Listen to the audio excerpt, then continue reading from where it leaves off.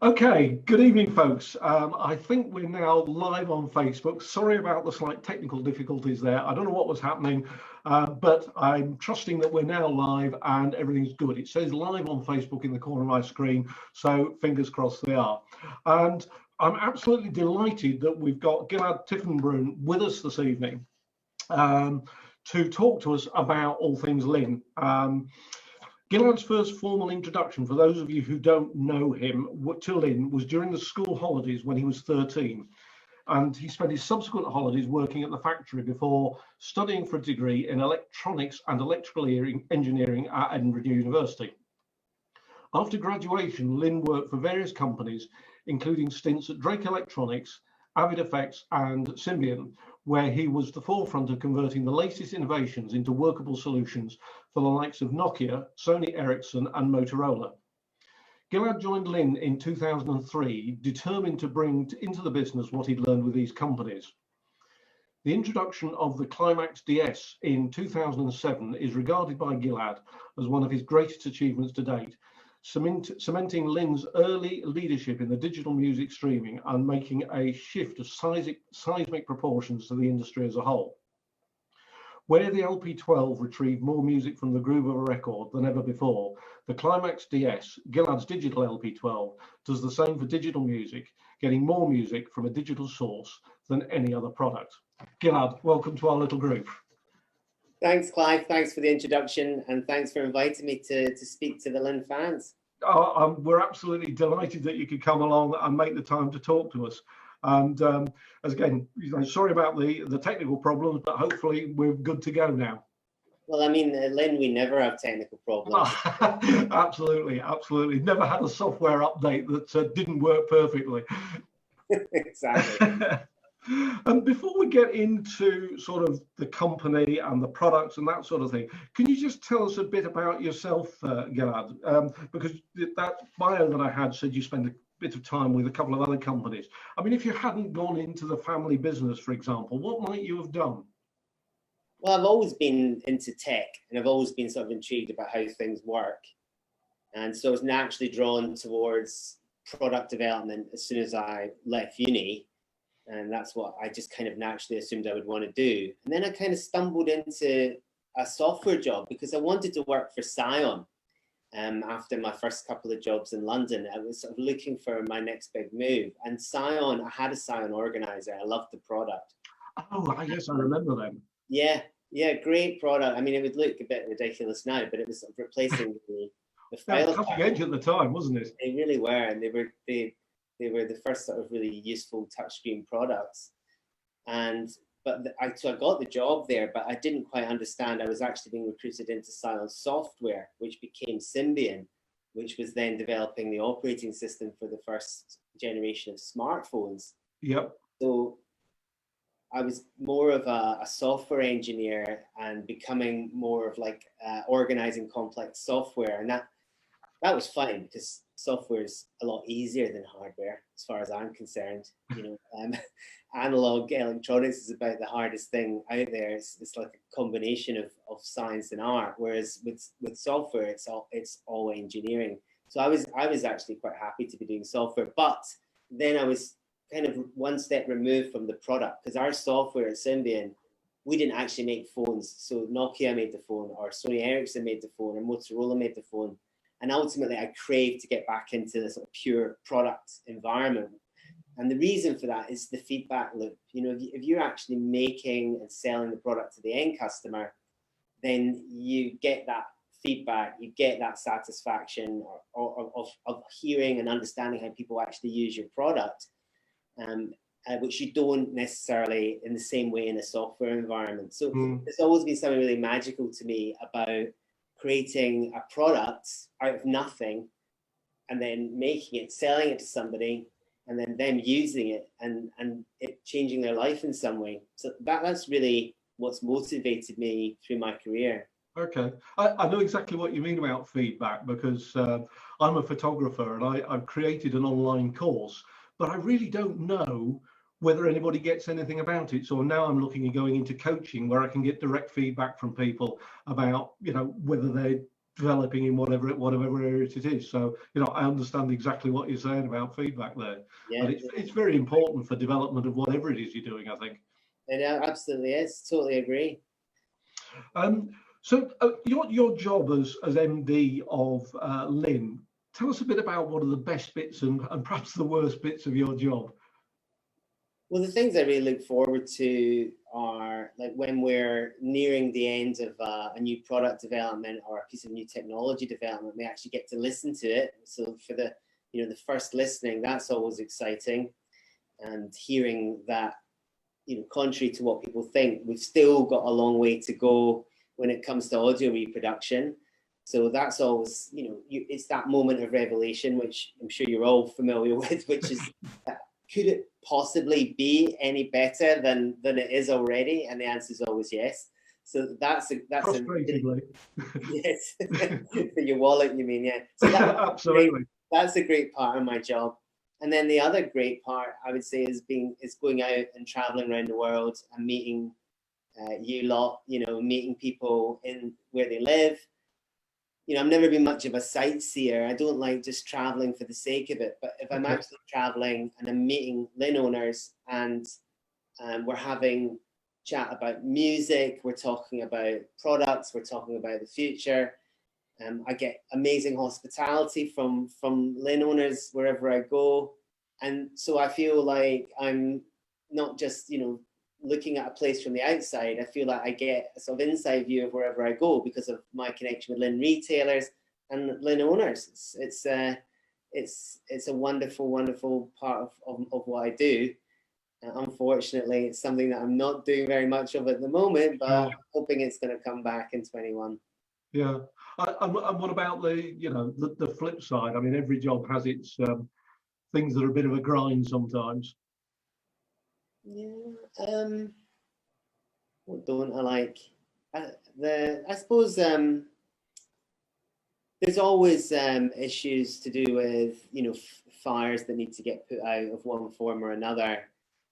We've just obviously been going through a business crisis from March, so that's never enjoyable. I'd say that it wasn't enjoyable in the beginning, and then it kind of became enjoyable once we realized that things were going to be okay. So there's challenges. There's always people challenges. You know, I work with a lot of people, I support a lot of people, and so that can be a harder part of the job, but mainly that's pretty fulfilling as well. Okay. What am I not good for? Detail. I'm not great on detail. I'm not great for structure. If things get too routine, I think I get a bit bored. So I like things to change. I like variety, and I like things to be a bit more jazz when it comes to work than straight, you know, 4/4 times. I used to work for a bank. I took early retirement to go pursue my photography about 7 or 8 years ago. But the thing about detail, I found I was sort of in a project environment, and the higher up the organization you went to get authorization for doing stuff, the less interested they were in detail. Just deliver it, just go out there and make it work, you know, make it happen. That's the joy of being a Myers-Briggs ENTP. Yeah, the big picture thinker. Yeah, absolutely. And then you leave the detail to much smarter people. I can see just over your shoulder there. That's a climax speaker there you've got. It's a climax exact. It's what? Sorry. It's a climax exact 350. Yeah. But if you had to, this is like kind of saying what other companies do you admire? If you had to have a piece of kit in your system that wasn't made by Linn, what might you go for? So is this like saying, like, if you weren't married to your wife, who would you rather be married to? Is it? I would never ask that question, Gilad. That's far too risky. Similar to me. Well, I've never really had to go for that, you know, like an audio product. Like, obviously I've got lots of products in my house from other companies, and I respect a lot of the products, particular products from other audio companies as well. I don't know. It's not something I would ever have to face. So we would be we would have to just guess. But I don't know. It's too tough. It's too tough. Like Okay. I could pick out some companies that I think do some really great work. I love what ATC do with active speakers. Mhm. You know, I think I like the company. Like I like the fact that DCS, you know, working really hard on the sort of multi-part, the DAC style products. So there's great work going on in lots of hi-fi companies out there. So I'm always impressed with new products that come along. Thankfully, I never have to consider buying them. Okay, I'll let you off. So just lastly then, before we get on to the company and the future and the products. So what sort of music do you listen to at home, Gilad? Oh, just a complete mix. I mean, I've been grown up listening to music from, you know, some of my earliest memories are of being kept awake by my dad and his colleagues testing out some upgrade on the LP12. So I was sort of raised on a diet of a lot of 70s rock music. So there was a lot of Pink Floyd and Queen and Dire Straits at that time, but also a lot of classical music. And our house just we had like thousands of records, and so I had the luck of having access to a huge record collection from, you know, being a very small kid. And so actually I love all music, and I think actually that is probably the main benefit of having a fantastic hi-fi system, is that you appreciate all music, and you listen to music in a deeper way, you connect with music in a deeper way.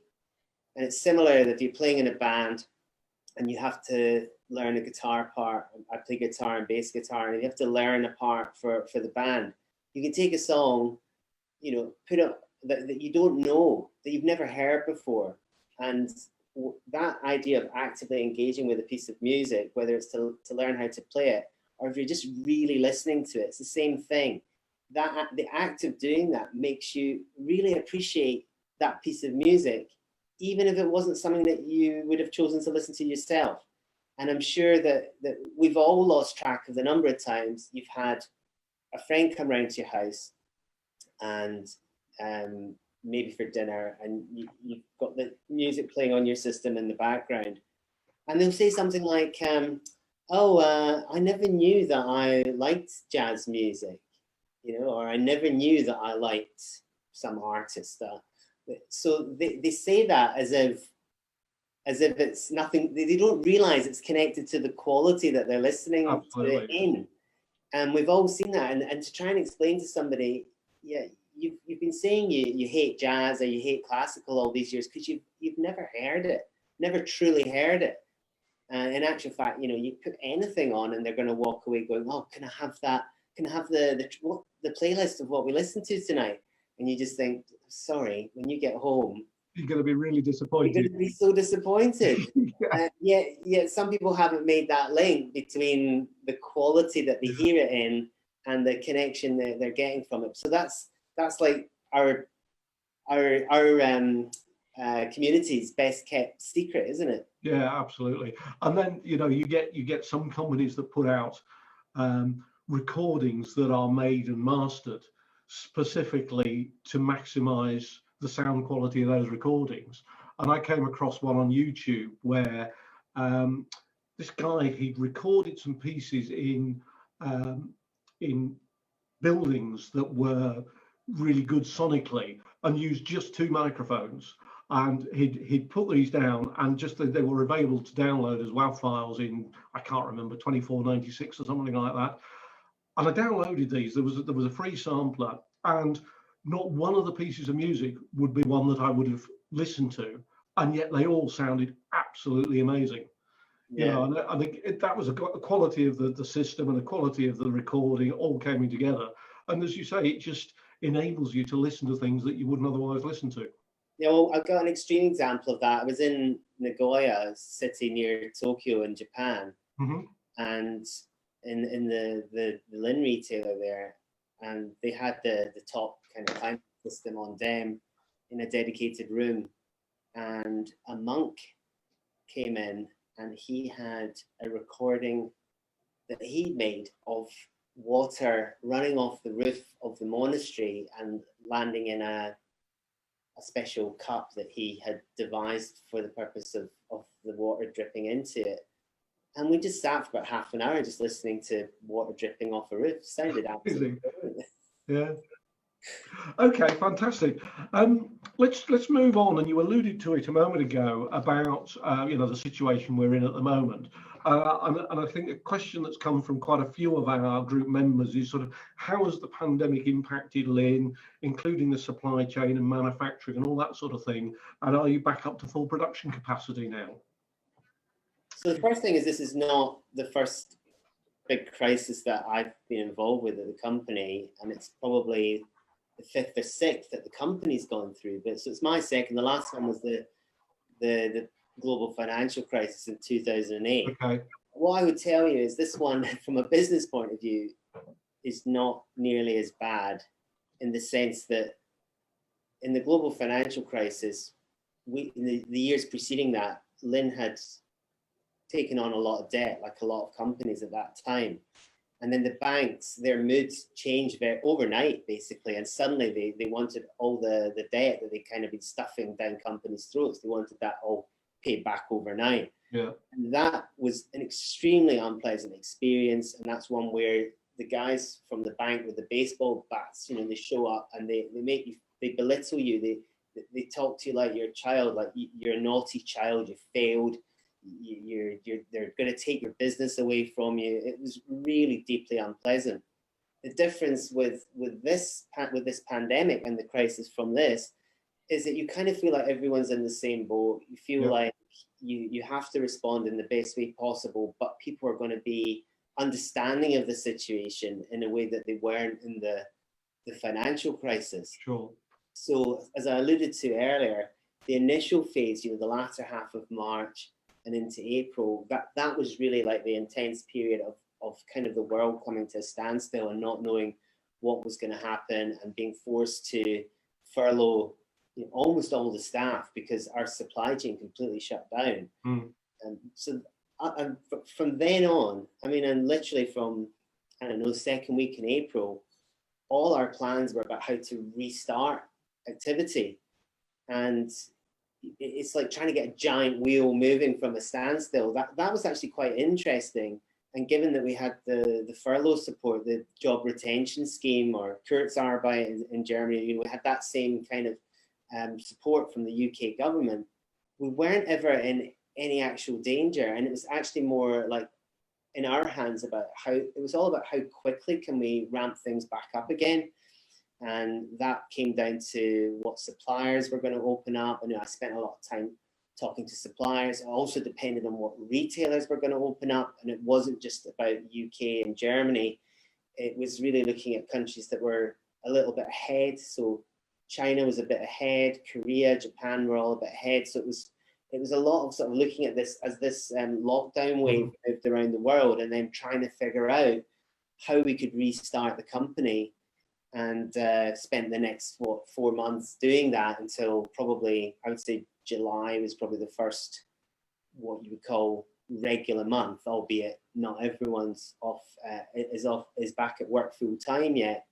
And it's really taken that long, a sort of 4 or 5 month period to kind of get things fully back to in the run of things. And we've still got quite significant back orders because, thankfully, people kept wanting to buy stuff for their home, Linn products for their home during that time. So we built up a bigger and bigger and bigger back order, which we're bringing down now. But thank goodness for Carousel. We launched it in March. Pure fluke. I was out in Seattle at the Music Matters event at Definitive Audio for that launch. And the timing was perfect in terms of the shutdown, because that was something that Linn dealers, they have their Linn Sondeck LP12 customers. They could phone them, they could tell them about it, and find a way to get upgrades into people's hands. Really, Carousel sustained us through those early months, and then we were able to bring the new Magic BSM out off the back of it in August. So I think bit of luck. Timing is everything, but you know, we've done reasonably well, I would say, but we still have some pretty serious back orders due to suppliers either going bust or just not being able to deal with us anymore in one form or another. So we're still picking up the pieces to some extent, but we're getting there.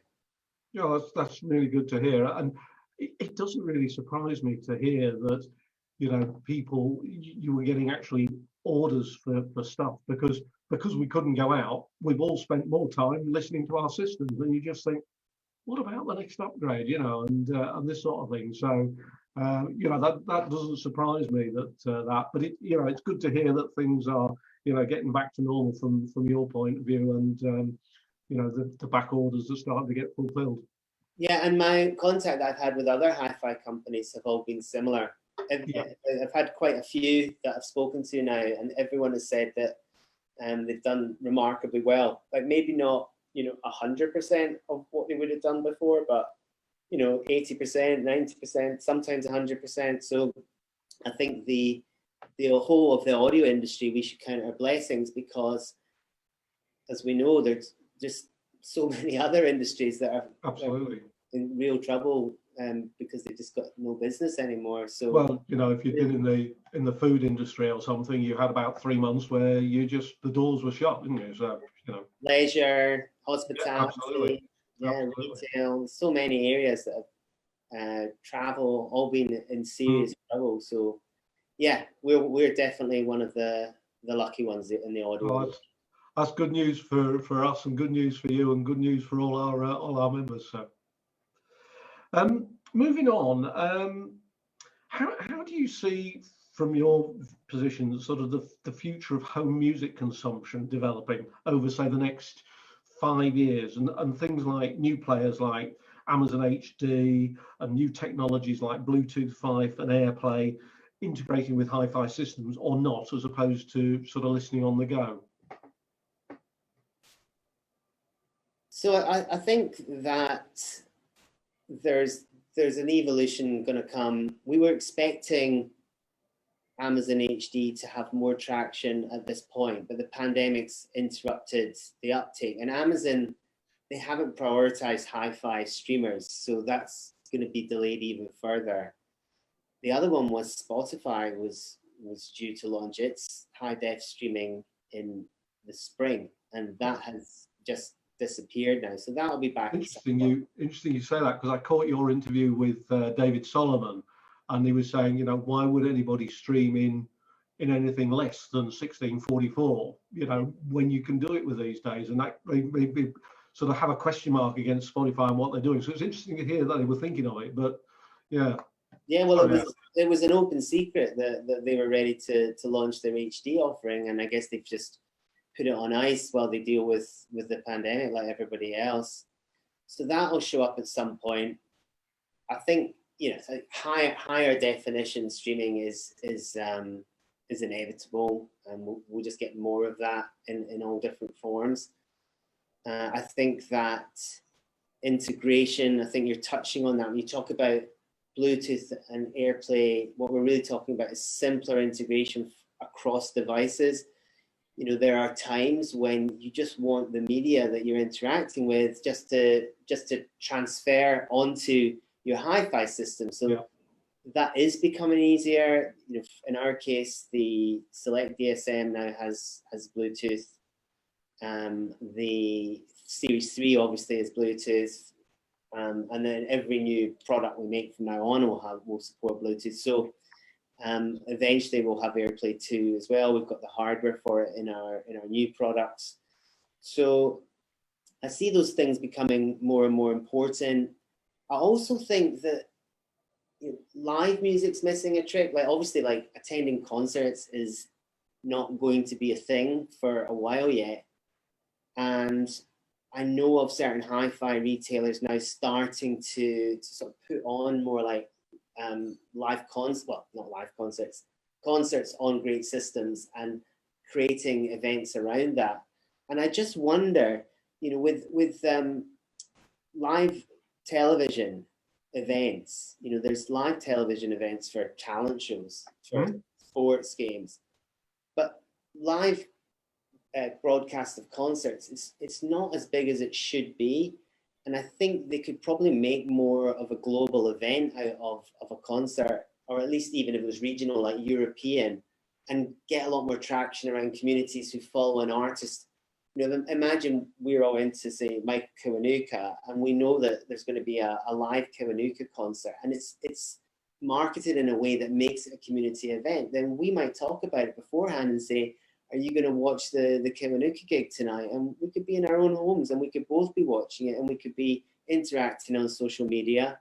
And I just don't see that much of that. I know it's nothing like the live event, but then so many of the things we do at home are nothing like the live event. And absolutely, I could see that being a trend in a 5-year period, is artists making more of their presence felt in your home, and it being more of a kind of televisual global event rather than the big concerts they've been putting on, assuming this virus, or the memory of it at least, keeps us away from large events for a period of time, in-person events. Absolutely. It's really interesting you make that point, because there's a local band in Birmingham called the Blues Giants, Stevie Giles Blues Giants, and they've put on 3 concerts which they've streamed live through Facebook, and they've been very enjoyable. You know, and I've joined them, and then people have been able to make donations to help them keep going and whatever. But I think if those were available to be on a higher quality platform for the likes of us in this sort of community to listen to, then they would gain even more traction, because enjoyable as they were, you know, streaming live music off Facebook, there's a limit to the amount of quality you can get out of that. And I just wonder, out of the global financial crisis, the industry kind of reverted from surround sound back to 2-channel. So 2-channel was like the big winner from the 2008 global financial crisis. And I just wonder if now surround sound is going to make a comeback over the next, say, 5 years, as people want to create spaces in their house that are more dedicated and more immersive again. I'm not talking necessarily specifically about the high end here. I just mean in general that if you're spending all this time at home, you might be thinking more about, you know, dedicated entertainment spaces and creating more immersive spaces. Just like people are thinking about creating better work environments, you might be thinking about creating more sophisticated entertainment environments at home as well. And of course, you know, some of your, I don't know, I say some, it may be all of your Linn products with the HDMI and the surround sound modules, you know, already cater for that if customers want to. Indeed, yeah. And while we're on the future, you know, we've seen quite a resurgence in vinyl. And in fact, I saw something the other day that said vinyl sales have outstripped CD in the US for the first time since 1980 something or other. And obviously the launch of the carousel bearing, which you mentioned, which has been extremely well received. So how do you see the future of this medium, and what does it hold for the venerable LP12? So I think the record companies are serious about vinyl. I had a long running conversation with the boss of Atlantic Records, Craig Kalman. Craig Kalman's one that has the largest private vinyl collection in the world. He's got 300,000 albums or something. It's insane. It would take you about 200 years to listen to those if you never stopped, wouldn't it? No, I mean, he can't even have them all in his house. You know, he can only have a selection of them. So he's crazy into vinyl, and back in probably about 2011, we were having a lot of chat about Studio Master, because Linn Records had obviously been pioneering 24-bit music for a long time, and he was an LP12 owner. When he was into Linn, he came to an event I was running at a retailer in New York City, and afterwards we started a conversation about, you know, what was the future, how could artists make money in a digital world, because they were really preoccupied with how the artists can make money, quite rightly. Whereas we're more focused on quality, and we just assume that if you offer the quality, people will buy it. But they obviously have a massive roster of artists. So all that time, we were talking backwards and forwards over a period of years about, you know, could you could you sell the branded USB stick? If you think about do you remember the Beatles Apple USB, and it was a couple of £100 for all the Beatles albums? So they tried that, and then there was talk about would you sell rare memorabilia of the artist when you bought the 24-bit. So, but ultimately, when I met him just a couple of years ago, he said to me, we found out what it is, that's the piece of memorabilia that's going to provide the income for the artist. I said, what is it? He said, it's vinyl. So, a vinyl record now, it's in the UK, it's upwards of £20. There's a lot of profit on that. It's a way of ensuring that artists get paid. And I think we're seeing more and more of that. And on top of that, we're seeing not just people who are our age and used to playing vinyl. We're seeing DJs that are only DJing on vinyl, and we're seeing youngsters buying vinyl. Now, sometimes they're buying it just for memorabilia, but in some cases, and I'll pick out my 16-year-old daughter, Sophie, for this, she actually wants to play the vinyl, which was, I've never talked to her about it. I never tried to persuade her.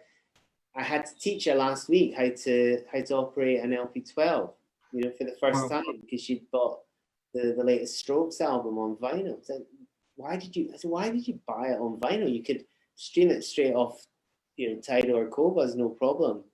She said, I just want to put it on and just sit and listen to the whole thing. And I thought, that's amazing. So there is that thing going on. I don't see why that should lessen. It seems to be something intrinsic that there are people who want to physically touch and interact with their music, who love the idea of holding the artwork and feeling it. Can that be replicated with digital music? Don't know. If they could come together in some way, get the best of both worlds, that would be great. But it's not. The moment it remains that you've got your streaming and you've got your vinyl, and perhaps not in the Linn fans' case, but in the general case, more and more digital music is being consumed as background music. Vinyl is being consumed as an active sit-down listening experience. Yeah, definitely.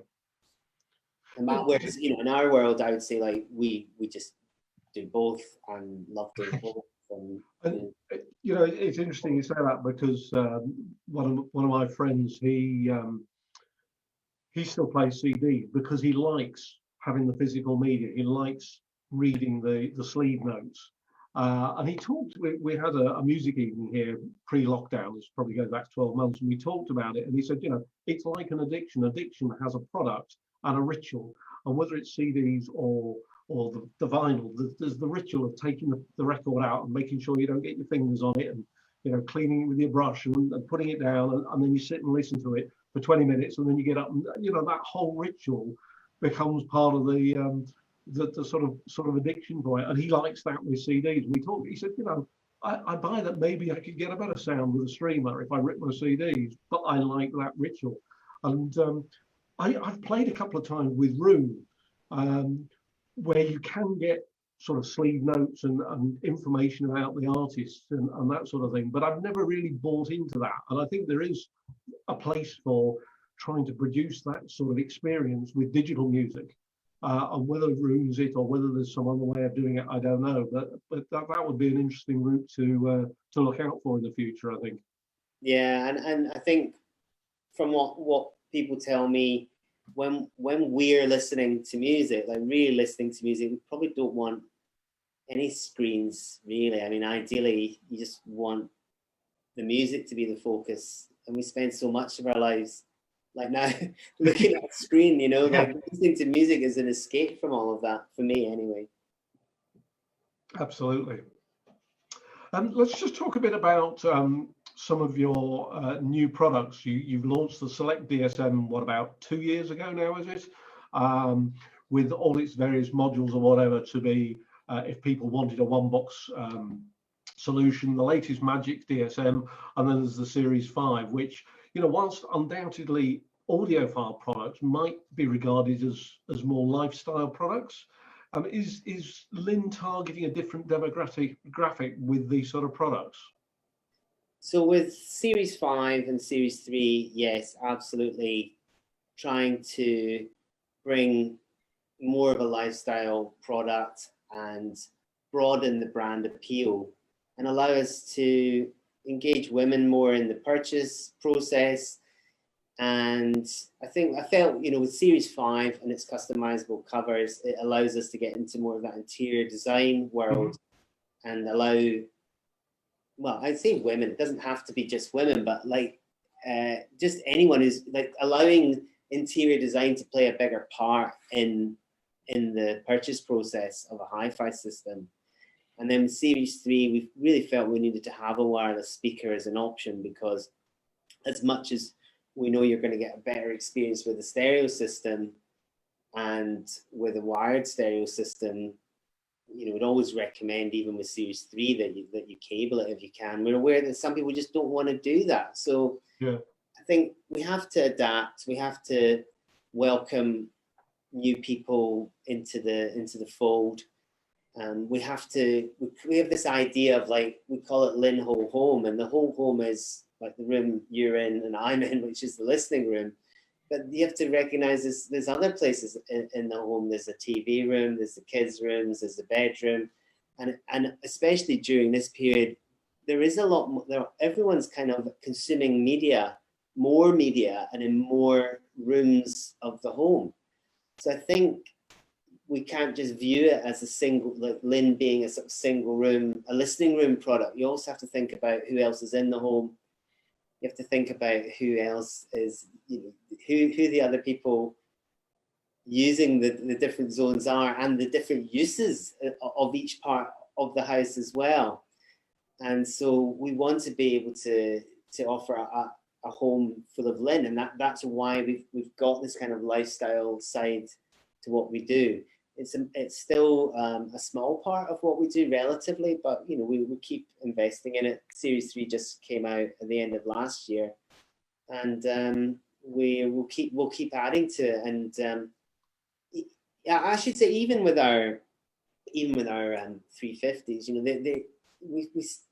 we still try and make a Linn system for the home, rather than, you know, you having to make the home for your Linn system.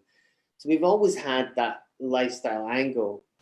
I could show you, take a risk here. I can show you my system. I'll show off my system right now. Why don't we do this? See if I can see this on the screen. Right, look. So there's my LP12, right? Yep. And there's my Climax DSM, and you don't see any cables at all, right? And then here's my speakers, and you don't see any cables at all in the whole thing. And that's because I'm not the only person who uses this room. And listening to music isn't the only use for this room. So you could say, well, is that a lifestyle solution? Well, the fact is, you know, I'm running digital direct to the speakers, and I think that's, you mentioned in our chat before we got on air, so to speak, that there's compromises to be made. Yeah. And in a sense, it's a compromise. In another sense, it's optimizing. It's saying, well, if I can get fantastic sound, and okay, it's not like your system there, where you've got a lot more boxes than I do, and I could probably get a better sound if I had, you know, 2 mono exact boxes and a stack of Climax solos. But that isn't the only consideration for me in this room. So I think Linn's always been a bit lifestyle-y in that sense, you know, and I think we'll continue to be.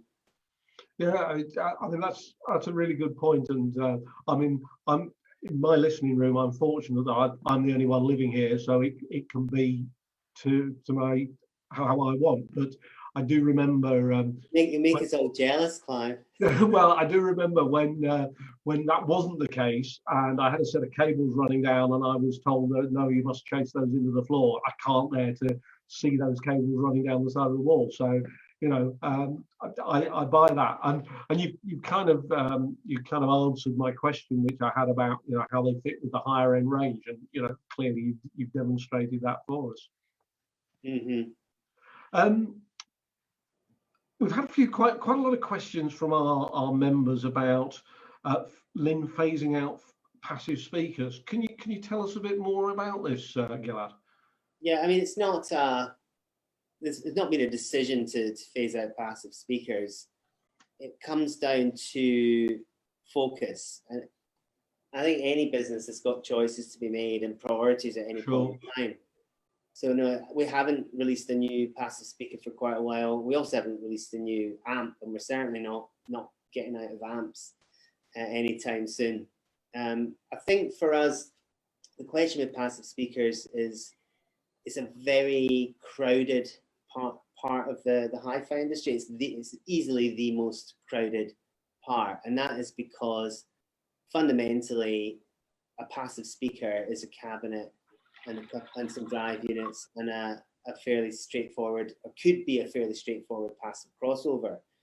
So it has the most number of companies making passive speakers. And so my point on that is, if we're going to make a passive speaker, it needs to stand out from a very crowded market.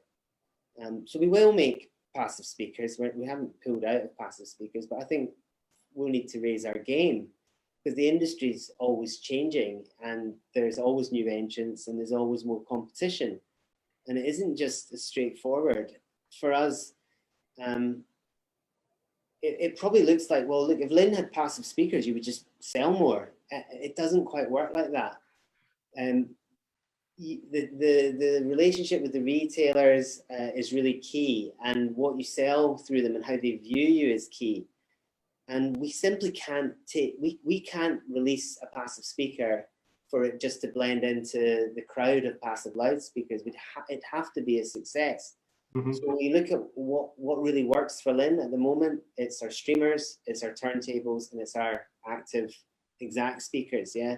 And those things are all pretty differentiated, pretty clearly Linn, and that's what we would have to do for our next passive speaker or our next standalone amplifier, new product releases that we did.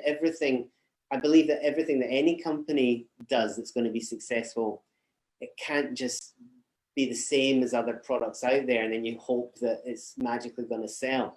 It needs to be differentiated. It needs to stand out. It needs to be easy to communicate to you and to the retailer what's different about it. Otherwise, yeah, you get a few sales and then they just drift away. So it's really about what our business priorities have been, and it's not like a shift in strategy or something like that. I think you will see more passive speakers from Linn in time and more standalone amplifiers in time. It's just about what we're doing as a business at this point in time. And as you can see from what we have been doing with streaming, we got into streaming in 2007. We had the full range populated by 2009, 2010. Okay, it was Magic DSi, but it became the Magic DSM. So really, after 10 years, we had to refresh that range and really start again with that. The turntable, I mean, the bearing hand had been looked at since 1993. There's work to be done.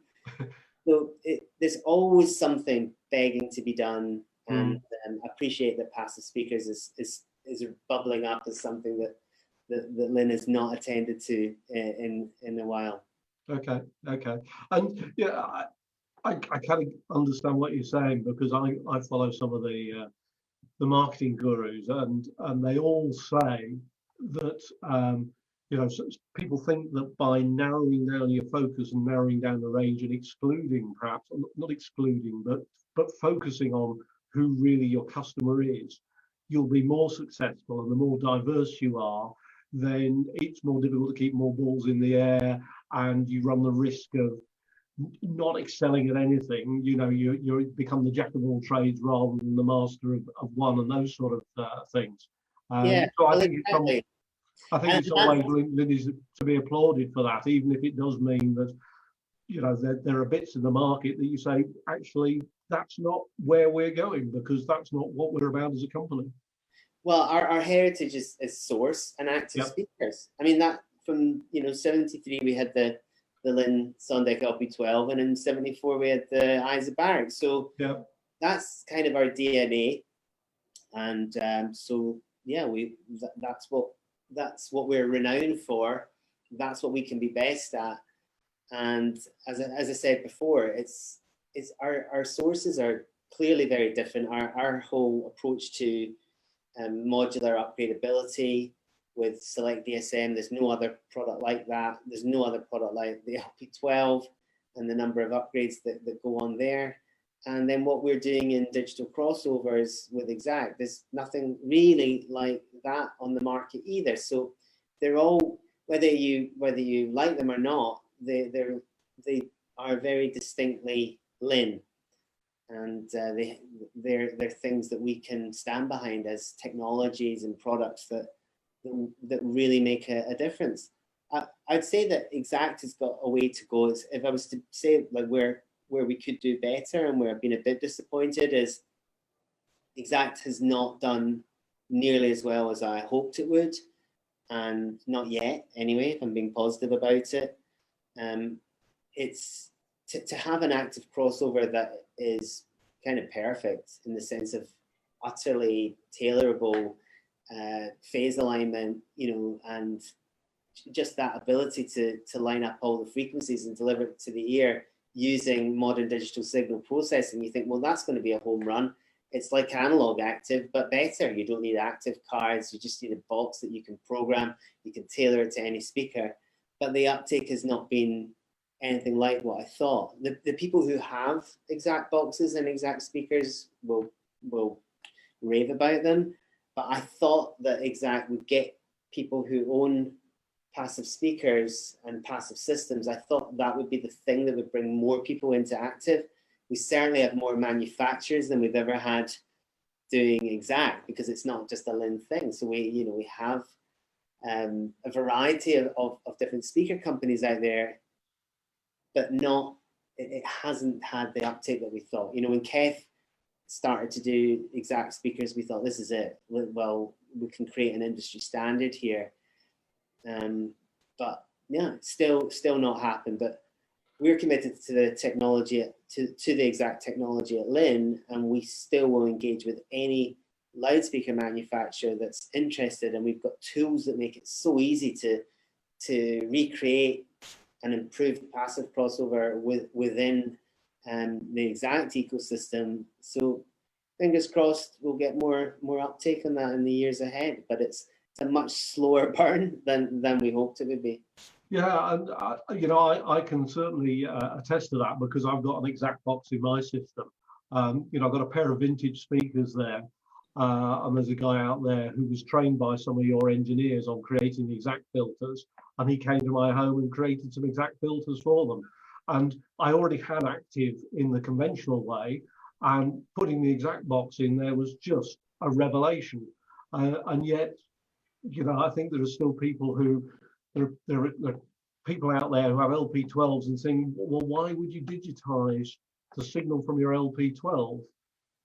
It's what analog's all about, and they somehow haven't got the point of the benefits that you can get from space optimization and Exact and all those sort of things. And even if you didn't have those benefits, just by digitizing the signal at the earliest point and running it digital all the way to the speaker, it loses less than the alternative. So I just showed you my turntable. I've got the two in there, so it's digitizing it in the phono stage. So there's a lot of scope for loss. Now in a hi-fi system, if that in of itself, digitizing at the phono stage, if that in of itself, forget space optimization, forget Exact, if that in of itself was not better than just the analog chain, we wouldn't have done it. Just the digitizing and protecting that the analog signal digitally all the way to the speaker is better, is worth it. That's why you would do it. So it's not about, we've got to be careful we don't turn hi-fi into religion. Like, it's just, if it sounds better, it is better. We didn't know. It's interesting, like, if you digitize it and protect it digitally all the way to the speaker, does it sound better? Yes or no? The answer is no, we wouldn't do it. It does sound better. Yeah. It turns out you lose less doing it that way. And then you get all those other benefits that we just spoke of space optimization and exact filters and blah blah. But yeah, it's better. So one of your missions is to spread that message over the community, I guess. Well, I guess, and it's fine in this forum, but it's quite a techie message, and I don't know, we can do better. We don't want to bamboozle people, and we also don't want to ram it down people's throats. People have to come to the technology. We can't force people. We can talk about the benefits and ultimately, hope that over time it proves itself through people listening and deciding for themselves, which has always been the Linn way. Mm-hmm. I'm just conscious that we said we were ended at 8 o'clock, but we're a bit late starting. I've got a couple more questions. Are you okay to carry on for 5 or 10 minutes? Yeah, take a couple more questions. Okay, sure. cool.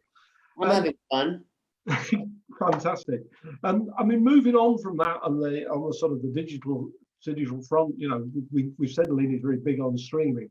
How important do you see some of the ancillaries to the streaming network, sort of your NAS drive, your Ethernet components, switch gear, etc., into the sound quality? And is Linn considering, investing and developing products in those areas?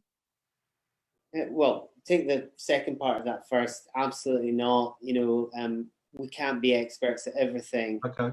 And I know there are companies out there who make, products of that type, those ancillary products.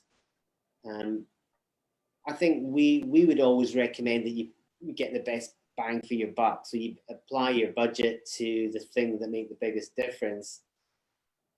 Once you've got your system sorted out, then it's kind of up to you to what degree you want to go to improve the sound that you've got. And the people who will go to the nth degree all the way down to the source of their power in their home, and making sure that it didn't work. Yeah, absolutely. It did in this house because it was built in 1938, and putting in a separate power supply was transformational. Yeah, no pun intended, but yes, sure it was.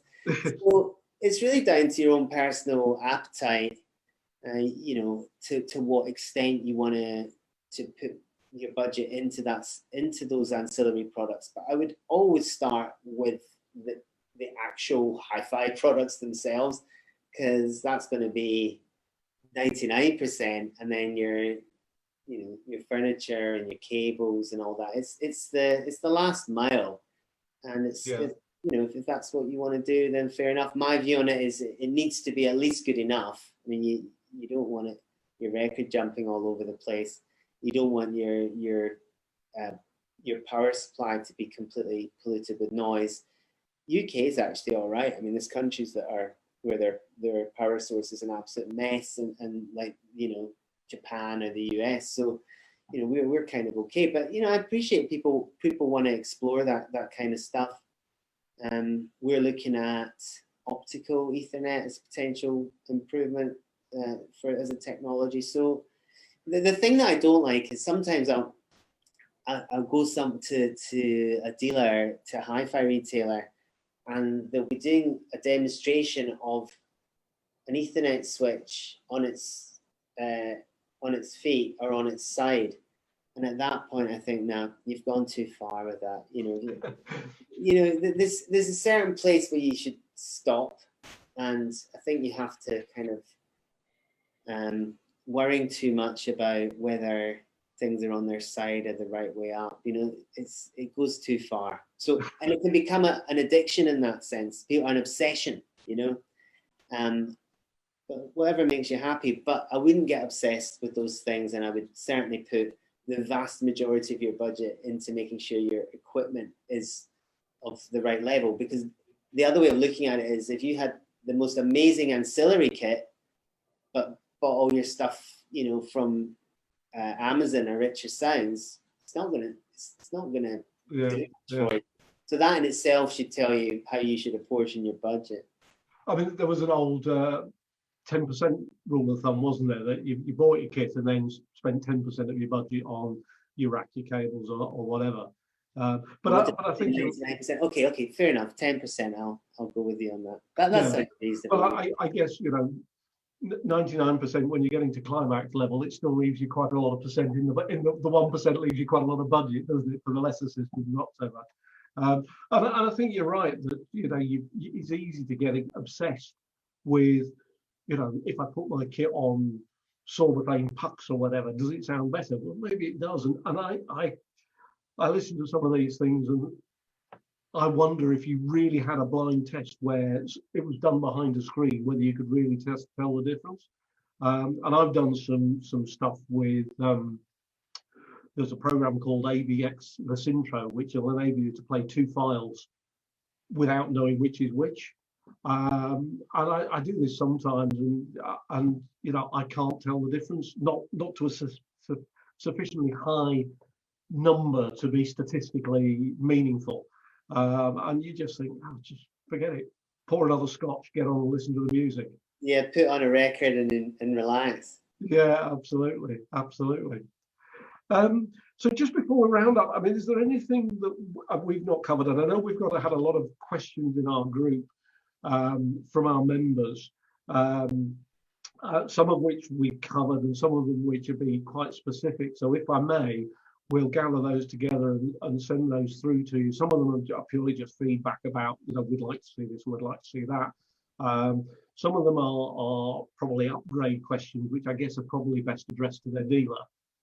When it comes to what the Linn fans would like to see, we do look at your group. It turns out that there might be a Linn employee or two hovering around inside the group. So we've got our spies. I didn't know about this till yesterday when someone at work said, "Oh, I'll be listening to your interview tomorrow night." Oh, cool. Will you? He said, "Yeah, I'm a member of that group." So okay. And certainly some of the dealers are in our group or the LP12 group, which is more focused. But there's certainly a lot of the dealers, also quite a few of your dealers post in there. But is there anything that we've not talked about, in the sort of things that we've covered so far that you'd like to share with the group? Oh, we've covered the business, we've covered the COVID, we've covered what we're selling and why, the streaming and vinyl side of things. We've talked carousel. I think we've probably ticked off. We've talked quite a bit about Exact, which I'm glad to have had an opportunity to do. So no, I think we've covered the main topics. I always want to sort of chip in with this. Here's something that I just want to share with everybody, is that you can put this in Facebook and tell me if I'm right or wrong. The other hi-fi companies, to me, all seem to have some golden-eared person or people who are the arbiters of good sound in that company, right? And so what I'm kind of pitching for here is what makes Linn different, and you tell me if this is not true, right? So I'm not going to make the claim. You can fact check me. I think Linn, I'm going to say it is Linn, the only hi-fi company where we don't have that, where we don't have any individual who's an arbiter of what sounds good. In other words, all of our sounding good is not because a person or group of people are deciding what sounds good. It's because we're finding engineering reasons to do things that the end result is it makes it sound better, but that anyone in the company is perfectly able to sit and listen as you are, and actively listen, or tuned in as we call it, and say, yeah, no, that sounds better, no, that doesn't sound better. So you tell me, are we the only ones that don't have an arbiter of what sounds good, and we don't sculpt the sound, and we don't have a Linn sound? We're just saying, right, what's the next thing or group of things we could do that would remove some kind of barrier from the signal path, or simplify the signal path, or protect the signal better, or get higher resolution, and the net effect of that is better sound, not some human going, oh yeah, why don't we adjust this, and I reckon that's going to sound pretty good. What do you think, Clive? I think that's a really interesting question, and it'll be interesting to see what our group say. And I think there's, with the whole listening to music, listening to the upgrade path or whatever it is, I think that the real challenge for us as consumers, as your customers and dealers demonstrating your products against other people's products for us is to get away from the sort of confirmation bias thing that, well, this piece of kit's £2,000 and this piece of kit's £4,000, therefore, and you automatically in your head think it's going to sound better, or I've done this tweak. Well, yeah, it sounds better, and we do this at home. We fiddle with things and think it sounds better, and I just think a lot of the time we're fooling ourselves. And if you could come up with a way for your dealers to be able to demonstrate stuff with almost, as a blind A/B, so we didn't really know, so we were really listening to whether it's better or whether it's not better, rather than thinking, oh, you've put that piece of kit on, well, I can tell because that's in a Climax box and that was in an Accurate box, that's going to be better. And I'm sure it is. Well, I say I'm sure it is. I've not listened to them, but do you know what I'm saying? And I think, and whether that's Linn's kit or Exposure's kit or Name's kit or Lumin or whatever it is, and you read the reviews, and because you've read that review, you go in with a preconceived idea, and therefore you hear what you're expecting to hear. Well, I think the only way around that is to learn like good active listening skills, which is not what I suggest you do when you're relaxing listening to music. But if you can do, a good tuned in, good active listening, and you get confident in your own ability, and at that point, you shouldn't even need it to be blind, because you should just, after a while, it just kind of comes to you. You feel it, you intuit it very quickly. If you do a lot of listening, a lot of active listening, you get good at it like any other skill. So maybe the issue is more people lacking confidence in their listening ability.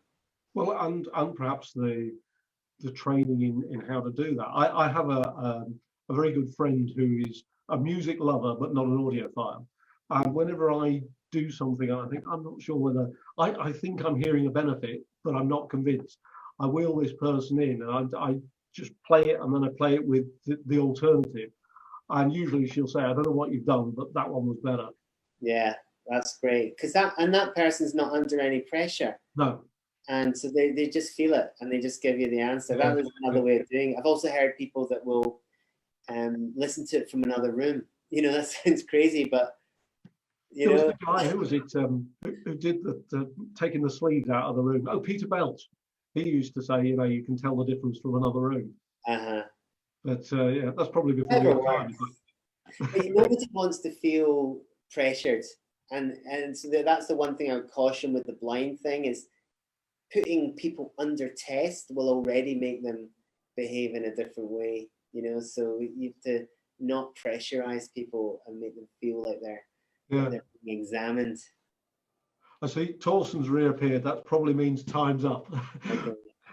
So let me wrap this up and say thanks. It's been absolutely fascinating talking to you, Gilad, and learning about where you are with Linn, and I'm with you, having experienced Exact. If you can get that message out there, you'll be lighting up people's lives.